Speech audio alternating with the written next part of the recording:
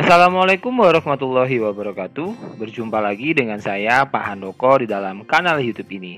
Bagi teman-teman yang baru pertama kali berkunjung di kanal YouTube ini, maka saya sarankan untuk klik tombol subscribe dan nyalakan lonceng notifikasinya ya, agar kalian tidak ketinggalan berbagai macam update pembahasan soal-soal ekonomi.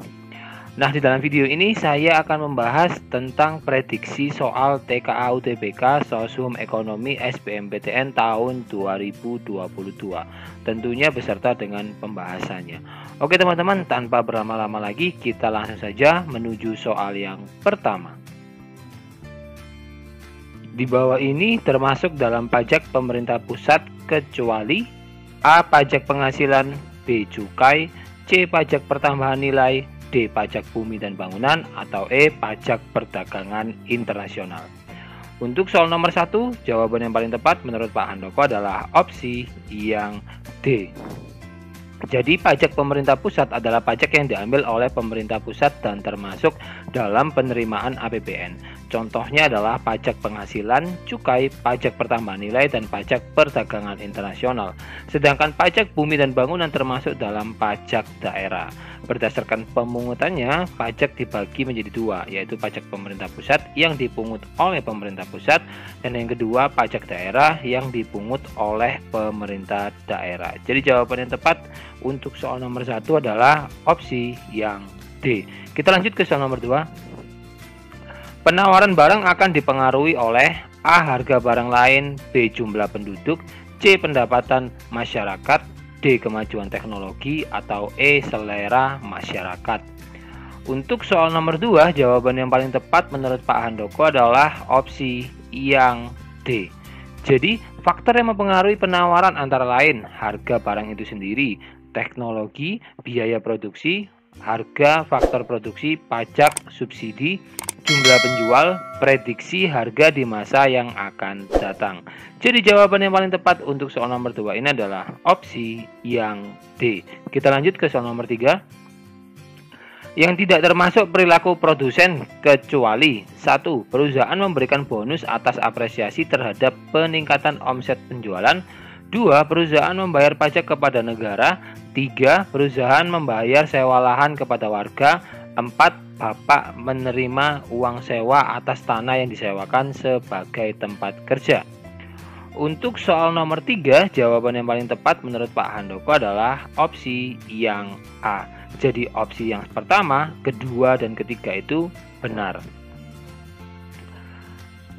Perilaku produsen antara lain menghasilkan barang dan jasa, kemudian mengeluarkan biaya, membayar pajak, mencari keuntungan dengan biaya seminimal mungkin. Jadi pernyataan yang paling tepat adalah pernyataan 1, 2, dan 3 yang sesuai dengan yang diminta soalnya gitu ya. Jadi jawaban paling tepat adalah opsi yang A. Kita lanjut ke soal nomor 4. Berikut ini adalah ciri pasar monopoli yang tidak ada di pasar oligopoli. 1. Perusahaan sebagai presetter. 2. Sulit masuk ke pasar. 3. Produk yang dijual homogen. 4. Kurang diperlukan promosi. Untuk soal nomor 4, jawaban yang paling tepat menurut Pak Handoko adalah opsi yang D. Jadi hanya opsi 4 yang benar. Jadi ciri pasar monopoli yang nggak ada di pasar oligopoli, yang pertama, perusahaan sebagai presetter ada pada pasar monopoli dan oligopoli. Kedua, sulit masuk ke pasar ada pada pasar monopoli dan oligopoli. 3. Produk yang dijual homogen ada pada pasar monopoli dan oligopoli. 4. Kurang diperlukan promosi terdapat pada pasar monopoli, sedangkan pada pasar oligopoli promosi sangat diperlukan. Jadi jawaban yang paling tepat yaitu adalah opsi yang D. Kita lanjut ke soal nomor 5. Jika koefisien Gini adalah 0,10, maka dapat dikatakan bahwa ketimpangan distribusi pendapatan tidak terjadi pada negara tersebut. Sebab koefisien Gini yang mendekati 0 menandakan bahwa semakin kecilnya ketimpangan distribusi pendapatan. Untuk soal nomor 5, jawaban yang paling tepat menurut Pak Handoko adalah opsi yang D.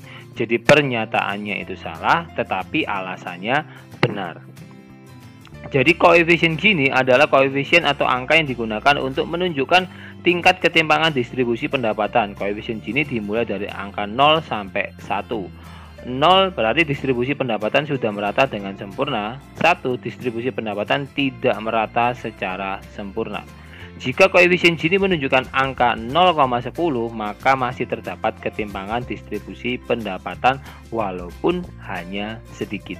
Jadi pernyataannya salah, tetapi alasannya benar.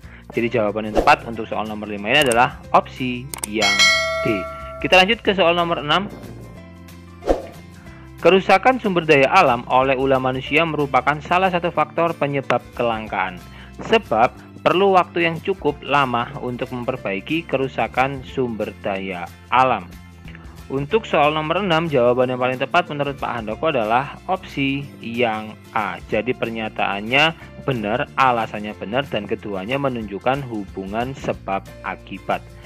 Jadi kerusakan sumber daya alam oleh ulah manusia merupakan salah satu faktor penyebab kelangkaan. Jadi pernyataannya benar.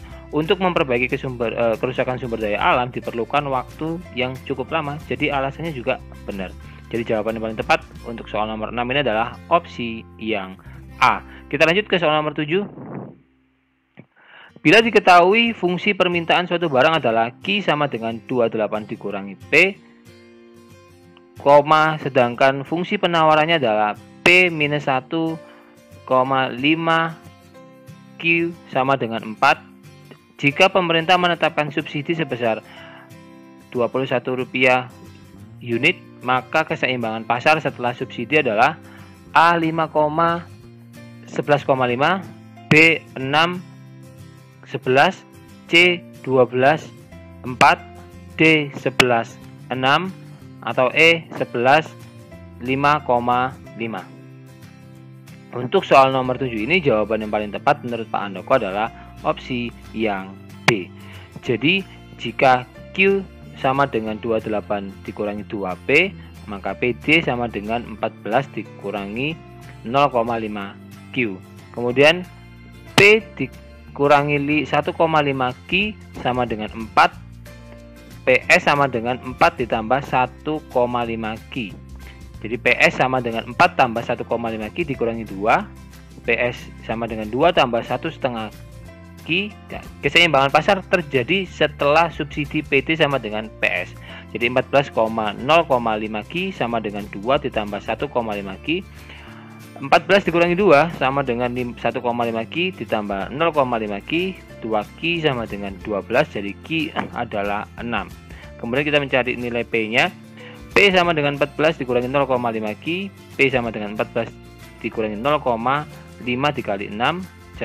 Oleh karena itu nanti didapatkan angka P adalah sama dengan 11. Jadi keseimbangannya adalah di angka 6,11. Jadi jawaban yang paling tepat adalah opsi yang B. Kita lanjut ke soal nomor 8.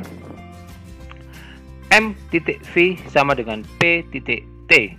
Hubungan penawaran uang dan tingkat harga tersebut dikemukakan oleh A. Adam Smith, B. Alfred Marshall, C. David Ricardo, D. Irving Fisher, atau E. Scumter. Untuk soal nomor 8, jawaban paling tepat menurut Pak Handoko adalah opsi yang D. Jadi M.V sama dengan P.T merupakan hubungan penawaran uang dan tingkat harga yang dikemukakan oleh Irving Fisher. Jadi jawaban yang tepat adalah opsi yang D. Kita lanjut ke soal nomor 9. Mendekati hari raya Natal dan pergantian tahun baru, permintaan masyarakat terhadap barang-barang kebutuhan pokok atau sembako meningkat tajam. Hal ini mengakibatkan harga sembako terus merangkak naik. Kebijakan pemerintah untuk mengatasi hal ini adalah dengan A. Kebijakan moneter dengan menurunkan suku bunga, B. Kebijakan moneter dengan menurunkan cash ratio, C. Kebijakan moneter dengan menjual SBI, D. Kebijakan fiskal dengan mengurangi pajak, atau E. Kebijakan fiskal dengan anggaran defisit. Untuk soal nomor 9, jawaban yang paling tepat menurut Pak Handoko adalah opsi yang C. Jadi untuk mengatasi inflasi, pemerintah melalui Bank Sentral dapat mengambil kebijakan moneter kontraktif yang bertujuan untuk mengurangi jumlah uang yang beredar dengan cara meningkatkan suku bunga, menambah cash ratio, menjual SBI, dan memperketat syarat kredit. Kebijakan untuk mengatasi inflasi dibagi menjadi dua, yaitu kebijakan moneter melalui tingkat suku bunga, politik pasar terbuka, cash ratio atau cadangan kas minimum, terakhir kredit selektif.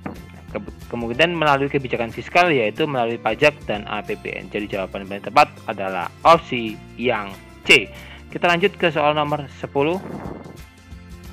Keuntungan organisasi fungsional adalah 1. Spesialisasi tugas dapat dilakukan dengan optimal. 2. Pegawai bekerja sesuai dengan keahlian masing-masing. 3. Loyalitas karyawan cukup tinggi. Keempat, meningkatkan produktivitas dan efisiensi. Untuk soal nomor 10, jawaban yang paling tepat menurut Pak Handoko adalah opsi yang E. Jadi opsi 1, 2, 3, dan 4 itu benar. Jadi keuntungan organisasi fungsional: 1. Spesialisasi tugas dapat dilakukan dengan optimal. 2. Pegawai bekerja sesuai dengan keahlian masing-masing. 3. Loyalitas karyawan cukup tinggi. 4. Meningkatkan produktivitas dan efisiensi. Jadi semua pernyataannya ini benar. Jadi jawaban yang paling tepat adalah opsi yang E. Kita lanjut ke soal nomor 11. Seorang pemimpin harus bisa memotivasi bawahannya dan bisa bekerja sama dengan siapapun. Untuk itu, seorang pemimpin harus memiliki keterampilan A. Konseptual, B. Manusiawi, C. Teknis, D. Demokratis, atau E. Otoriter. Untuk soal nomor 11, jawaban yang paling tepat menurut Pak Handoko adalah opsi yang B. Jadi keterampilan untuk bekerja sama, memahami, dan memotivasi orang lain merupakan keterampilan manusiawi. Jadi jawaban yang paling tepat adalah opsi yang B. Kita lanjut ke soal nomor 12. Berikut adalah fungsi turunan dari uang, yaitu 1. Alat pembayaran utang. 2. Alat pembentukan modal. 3. Alat pembayaran. 4. Alat pengukuran nilai. Untuk soal nomor 12, jawaban yang paling tepat menurut Pak Handoko adalah opsi yang E. Jadi opsi 1, 2, 3, dan 4 itu benar. Jadi fungsi sekunder atau turunan yaitu alat pembayaran, pembayaran utang, penimbun kekayaan, pembentukan modal, dan yang terakhir pengukur nilai. Jadi semua pernyataan ini benar gitu ya. Jadi jawaban yang paling tepat adalah opsi yang E. Kita lanjut ke soal nomor 13. Jika jumlah barang yang ditawarkan menurun dan jumlah permintaan tidak berubah, maka A. Kurva penawaran bergeser ke kanan. B. Harga keseimbangan akan turun dan kuantitas keseimbangan akan naik. C. Harga keseimbangan akan naik dan kuantitas keseimbangan akan turun. D. Harga keseimbangan dan kuantitas naik. Atau E. Harga keseimbangan dan kuantitas turun. Untuk soal nomor 13, jawaban yang paling tepat menurut Pak Handoko adalah opsi yang C. Jadi, jika jumlah penawaran turun, maka jumlah barang di pasar sedikit sehingga harga barang akan naik. Jika harga barang naik, maka jumlah permintaan akan turun. Jadi jawaban yang paling tepat untuk soal nomor 13 ini adalah opsi yang C. Kita lanjut ke soal nomor 14. PT Subur membeli barang dagang dari PT Kencana seharga Rp2,5 juta dengan syarat 2/10, N/30. Transaksi tersebut akan dicatat oleh PT Kencana dalam jurnal khusus. A. Pembelian, debit pembelian, dan kredit utang masing-masing sebesar Rp2,5 juta. B. Memorial, debitnya pembelian, dan kredit kas masing-masing sebesar Rp2,5 juta. C. Penjualan, debit piutang dagang, dan kredit penjualan masing-masing sebesar Rp2,5 juta. D. Penerimaan kas, debit kas Rp2.450.000, debit potongan penjualan Rp50.000, kredit penjualan Rp2,5 juta. Atau E. Pengeluaran kas, debit pembelian Rp2,5 juta, kredit kas Rp2.450.000, kredit potongan pembelian sebesar Rp50.000. Jadi jawaban yang paling tepat untuk soal nomor 14 ini menurut Pak Handoko adalah opsi yang C. Jadi pembelian secara kredit akan dicatat dalam jurnal pembelian, sedangkan penjualan secara kredit akan dicatat dalam jurnal penjualan. PT Kencana bertindak sebagai penjual, jadi transaksi akan dicatat di jurnal penjualan, sisi debit piutang dagang, dan sisi kredit penjualan masing-masing sebesar Rp2,5 juta. Jadi jawaban yang tepat adalah opsi yang C. Kita lanjut ke soal nomor 15. Jumlah penjualan tahun ini sama dengan 800 unit dengan nominal Rp60 juta. Keuntungan perusahaan adalah 20% dari harga pokok penjualan. Berapakah harga pokok penjualan per unitnya? A. Rp75.000, B. Rp57.000, C. Rp52.600, D. Rp62.500 atau Rp60.000. Untuk soal nomor 15, jawaban yang paling tepat menurut Pak Handoko adalah opsi yang D. Jadi harga pokok penjualan per unit 100 per 120 dikali 60 juta rupiah dibagi 800. Jadi ketemunya adalah Rp62.500. Jadi jawaban yang tepat adalah opsi yang D. Wah, tidak terasa kita sudah berada di penghujung video pembelajaran ini, teman-teman. Jika kalian ada pertanyaan seputar materi ini, kalian dapat menuliskannya di kolom komentar atau kalian juga bisa menanyakan hal itu kepada saya melalui kontak medsos ini ya. Saya ucapkan terima kasih bagi kalian yang telah menonton video ini hingga akhir. Jika kalian merasa video ini bermanfaat, jangan lupa bagikan video ini kepada teman-teman kalian ya, agar kebermanfaatan itu tidak hanya berhenti di kalian saja. Dan juga jangan lupa untuk klik subscribe dan like video ini. Akhir kata, Assalamualaikum warahmatullahi wabarakatuh. Salam Historia.